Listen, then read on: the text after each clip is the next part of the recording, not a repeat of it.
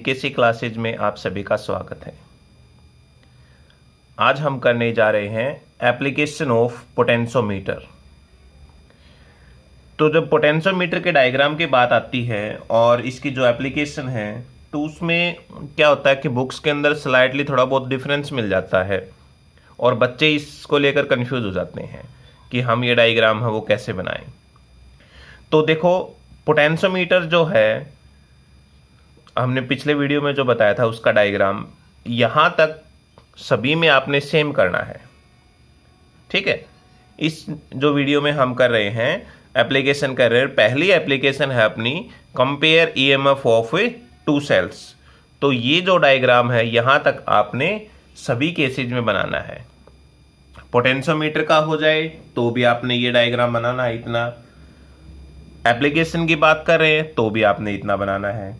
ठीक है, यानी पोटेंशियोमीटर का अगर हमारे पास डायग्राम आता है तो आपने क्या चेंज करना है, सिर्फ यहां पर एक वोल्ट मीटर अटैच करना है और वोल्ट मीटर के साथ जो एक टर्मिनल होगा नेगेटिव टर्मिनल उसके साथ जॉकी लगानी है।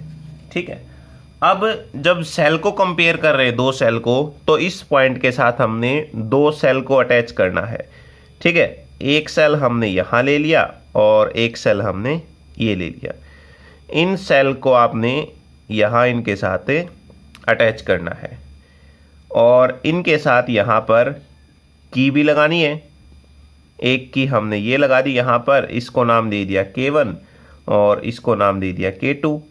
ये ईएमएफ इसका E1 हो गया, इसका हो गया E2 हो गया। ठीक है, ये जो की है इनको हमने फिर यहाँ पर एक वायर के साथ ऐसे अटैच कर दिया और यहाँ पर गैल्वेनोमीटर लगा दिया। थोड़ा सा भी अगर डिफ्लेक्शन हुआ तो हमें पता लग जाएगा गैल्वेनोमीटर। ठीक है, और जो गैल्वेनोमीटर का एक टर्मिनल होगा उस टर्मिनल के साथ हमने क्या कर दी, जॉकी अटैच कर दी। यहाँ इस प्रकार ले आते हैं, ऐसे हमने क्या कर दी, जॉकी अटैच कर दी। ठीक है, जैसे मान लो यहां से देखें तो ऐसे हमने कर दिया। इसका मतलब ये है कि ये वायर क्रॉस करके जा रही है, इसको अटैच नहीं कर रही। ठीक है, यहां ऐसे और यहां से फिर ऐसे दिखा दें कि ये वायर यहां से क्रॉस कर रही है। ये एंड जॉकी का जो होगा वो फ्री एंड होगा, इसको इस वायर के ऊपर से हम मूव करवाएंगे। ठीक है, ये जो वायर होगी इस वायर के ऊपर से मूव करवाएंगे। ये यहाँ ए बी जो हमारे पास है इस वायर के ऊपर से। ठीक है, तो हमने मान लिया एक बार यहां पर ये पॉइंट दे देते हैं जे, फिर बताएंगे आपको कि ये जे पॉइंट कौन सा है और ऐसे ही जो जे डैश पॉइंट है ये कौन सा है। ठीक है, तो ये डायग्राम हमने उस टाइम करना है जब हम दो सेल को कंपेयर कर रहे हो। तो अब देखो क्या करना है आपने इसमें आपको एक बात ध्यान रखनी है कि जो बैटरी का टर्मिनल है हमारे पास वो टर्मिनल और जो सेल का टर्मिनल है वो हमारा कॉमन हो। सेल का जो पॉजिटिव टर्मिनल है और बैटरी का पॉजिटिव टर्मिनल है ये एक ही पॉइंट के साथ जुड़े हुए हो। ठीक है, और जो नेगेटिव टर्मिनल होगा ये नेगेटिव टर्मिनल गैल्वेनोमीटर के साथ जुड़ा होगा। टू वे की के साथ जो है ये हमने इनको अटैच कर रखा है। अब बात करते हैं ये कनेक्शन को चेक करने का कि कनेक्शन को हमने कैसे चेक करना है। तो उसके लिए हमने क्या करना पड़ेगा, जो के की है इसको हम क्लोज कर देंगे, इसके साथ साथ K1 की है इसको भी क्लोज कर देंगे और जॉकी जो है इस जॉकी को ए पॉइंट के ऊपर हम रख देंगे। ऐसे जॉकी को यहां पर ए पॉइंट के साथ हम अटैच कर देंगे। फिर हम देखेंगे कि गैल्वेनोमीटर के अंदर डिफ्लेक्शन है वो कैसे हुई है। अब हमने क्या करना है, उस जॉकी को यहां से हम इस वायर के ऊपर अलग अलग जगह पर इस प्रकार से रख के ऐसे मूव करवाना स्टार्ट करेंगे। ठीक है, जो हमारे पास ए बी वायर है इसके ऊपर ऐसे ऐसे मूव करवाना हम स्टार्ट करेंगे। ठीक है, तो अगर गैल्वेनोमीटर ने पहले केस में इस प्रकार से डिफ्लेक्शन दी, जब हमने ए पॉइंट के ऊपर रखा था, और जब हम इस प्रकार से मूव करवा के बी पॉइंट के ऊपर लेके आए हम, और उस टाइम डिफ्लेक्शन इस प्रकार से देता है, तो इसका मतलब हमारे कनेक्शन सही है। यानी गैल्वेनोमीटर यदि रिवर्स डायरेक्शन देता है तो इसका मतलब सही है। सेम ऐसे ही हम क्या करेंगे, जो की के है इसको क्लोज करेंगे और इसके साथ K2 की को क्लोज करेंगे, और उस टाइम हम K1 की को ऑफ रखेंगे इसमें। ठीक है, यानी इसके साथ और इसके साथ हमने कनेक्शन चेक करने हैं, वही प्रोसीजर रहेगा। पहले ए पॉइंट पर रखेंगे, फिर डिफ्लेक्शन देखेंगे गैल्वेनोमीटर की क्या होगी, और फिर इसके ऊपर मूव करवा के यहाँ बी पॉइंट के ऊपर हम ले आएंगे, और फिर बी पॉइंट पर हमने देखना है कि डिफ्लेक्शन है हमारा वो कैसे होगा। डिफ्लेक्शन रिवर्स है तो इसका मतलब कनेक्शन सही है, और डिफ्लेक्शन अगर रिवर्स नहीं है तो इसका मतलब कनेक्शन में कहीं ना कहीं गड़बड़ है।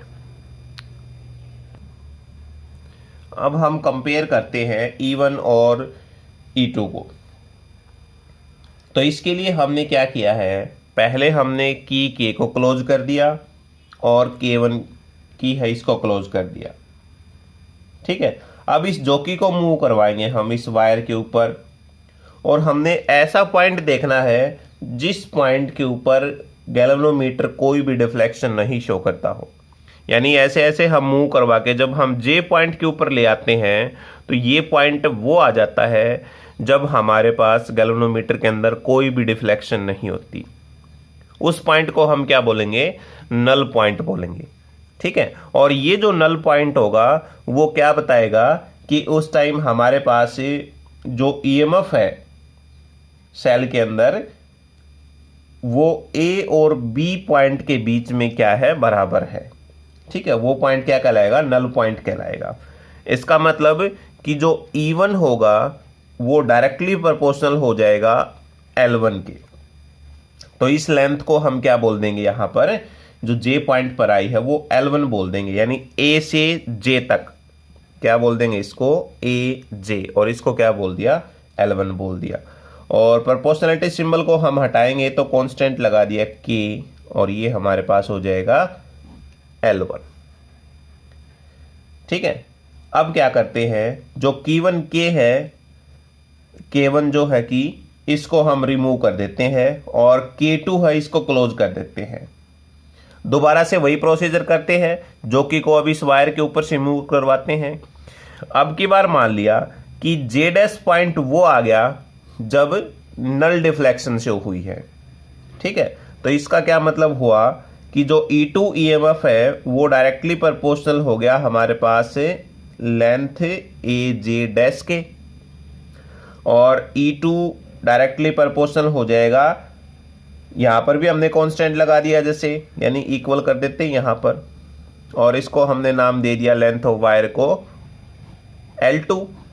दूसरे केस में एक इक्वेशन ये हो गई और दूसरी इक्वेशन ये हो गई। डिवाइड करवा देते हैं first by second, dividing first by second. तो डिवाइड करवा रहे तो क्या हो जाएगा, E1 by E2 is equal to K L1 by K L2।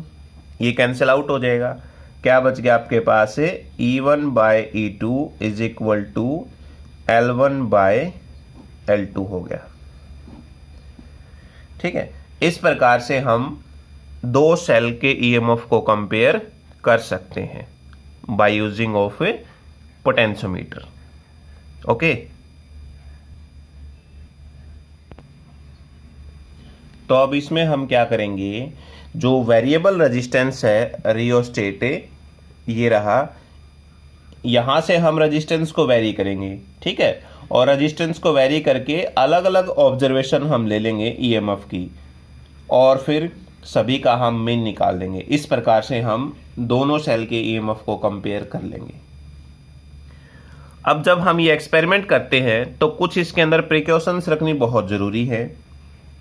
तो वो कौन कौन से प्रिकॉशंस हैं आपने ध्यान रखनी है। पहली बात कि ईएमएफ जो है हमारे पास मेन बैटरी की बात करें ये जो है वो ग्रेटर देन होना चाहिए ईएमएफ ऑफ ईच सेल, ठीक है। अदरवाइज जो बैलेंस पॉइंट है वो नहीं मिलेगा हमें, ठीक है। ये ध्यान रखना आप इसमें कि ईएमएफ बैटरी का ज़्यादा होना चाहिए इन सेल के कंपैरेटिव, नहीं तो हमें नल डिफ्लेक्शन है वो नहीं मिलेगा। दूसरी बात, कनेक्शन जो है हमारे पास वो सारे कनेक्शन टाइट होने चाहिए, ठीक है। Connections must be tight. Current है हमारे पास वो कांस्टेंट होना चाहिए। जब भी हम कोई भी सेट ऑफ ऑब्जर्वेशन हम कर रहे हैं, तो मान लो एक सेट का हम ऑब्जर्व कर रहे हैं, तो इसका मतलब वहां पर करंट कैसा होना चाहिए, कांस्टेंट होना चाहिए, ठीक है। जॉकी शुड बी प्रेस्ड, ठीक है, नॉट बी स्लाइड। ध्यान रखना जॉकी को हमने इस प्रकार से स्लाइड नहीं करवाना, ऐसे कहीं वायर के ऊपर से स्लाइड करवाने लग जाओ ऐसे।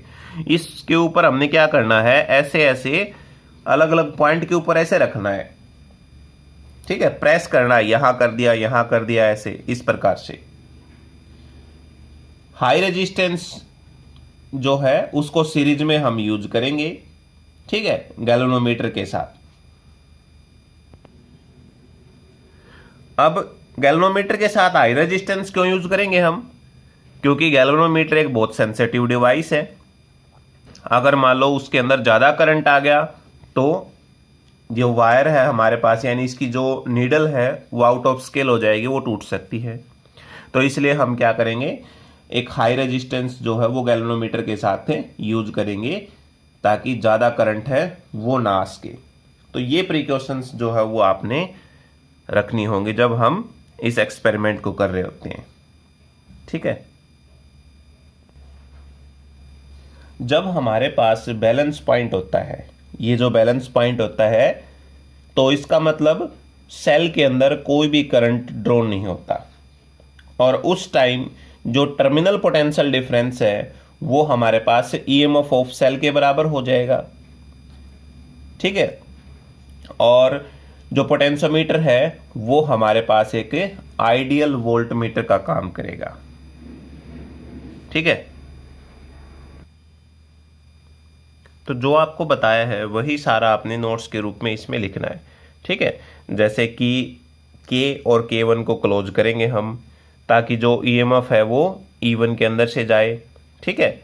और फिर जॉकी को मूव करवाएंगे AB वायर के ऊपर, और फिर देखेंगे गैल्वेनोमीटर के अंदर डिफ्लेक्शन है वो शो नहीं कर रही, वो पॉइंट देखेंगे और वो मान लेंगे कि जैसे J पॉइंट हो जाएगा, ठीक है। तो पोटेंशियल जो होगा, पोटेंशियल डिफरेंस से A और J पॉइंट के ऊपर उस टाइम क्या होगा, इक्वल होगा।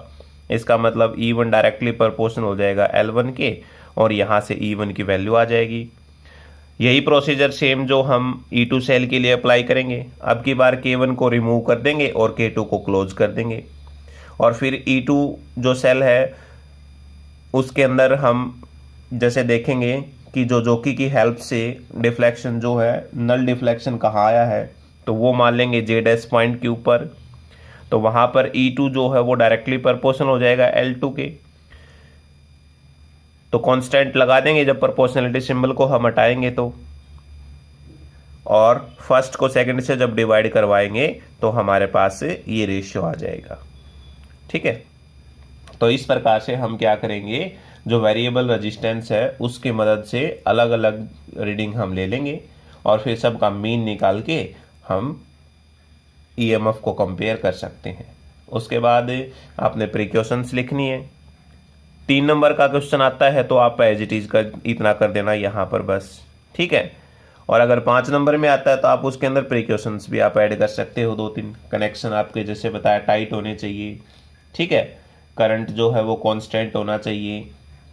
हाई रेजिस्टेंस हम गैल्वेनोमीटर के साथ यूज करेंगे ताकि उसके अंदर ज़्यादा करंट न जाए।